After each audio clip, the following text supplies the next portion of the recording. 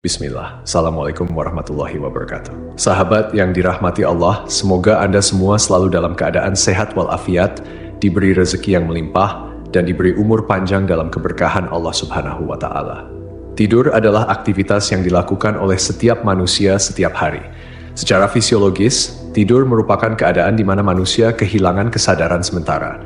Dalam Islam, tidur sering dianggap sebagai bentuk kematian kecil, di mana roh manusia diatur oleh Allah Subhanahu wa Ta'ala.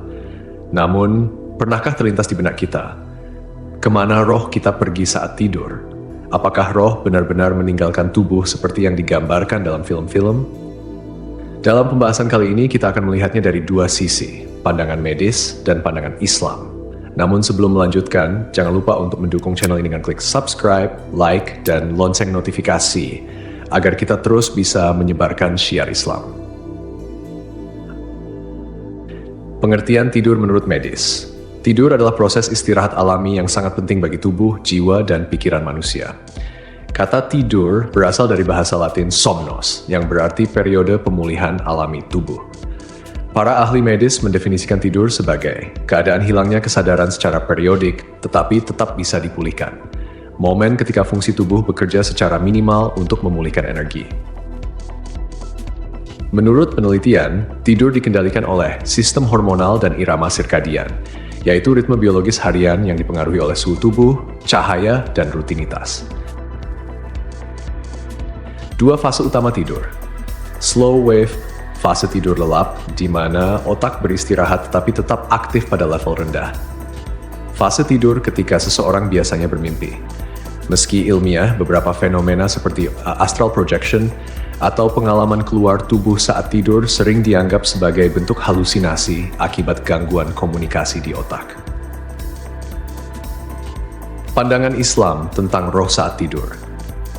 Islam memberikan makna spiritual yang mendalam tentang tidur. Dalam surah Az-Zumar, ayat 42, Allah Subhanahu wa Ta'ala berfirman, Allah memegang jiwa, roh seseorang pada saat kematiannya, dan memegang jiwa seseorang yang belum mati di waktu tidurnya.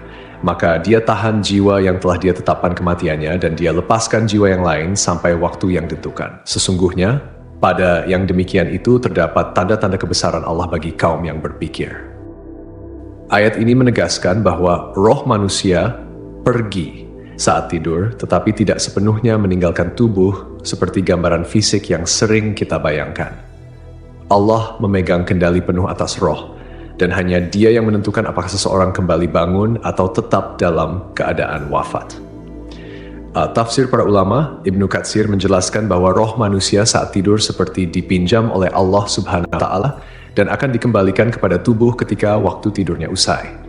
Al-Qurtubi menyebutkan bahwa tidur adalah bentuk kematian sementara yang menjadi pengingat bagi manusia akan kekuasaan Allah Subhanahu wa Ta'ala.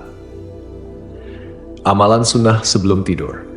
Untuk menjaga keselamatan tubuh dan roh selama tidur, Rasulullah Shallallahu Alaihi Wasallam mengajarkan beberapa sunnah penting.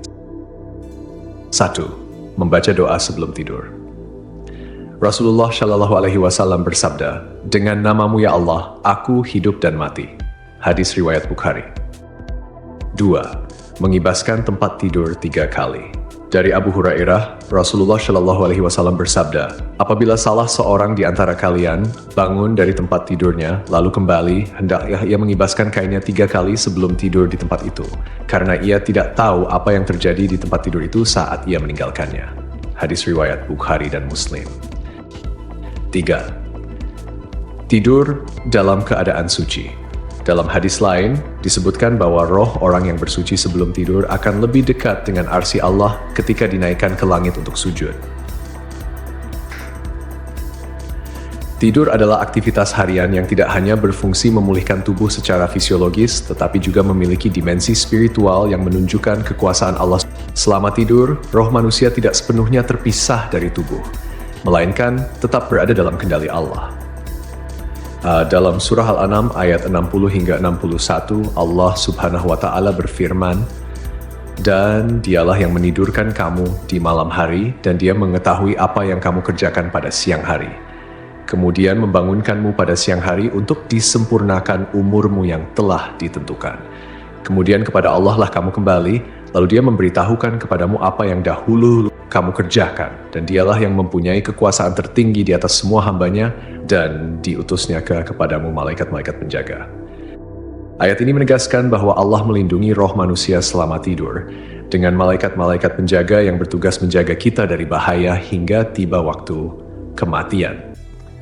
Menurut riwayat Ibnu Majah, roh tetap memiliki hubungan dengan tubuh, khususnya melalui hidung. Hal ini menunjukkan bahwa roh tidak sepenuhnya meninggalkan tubuh saat tidur.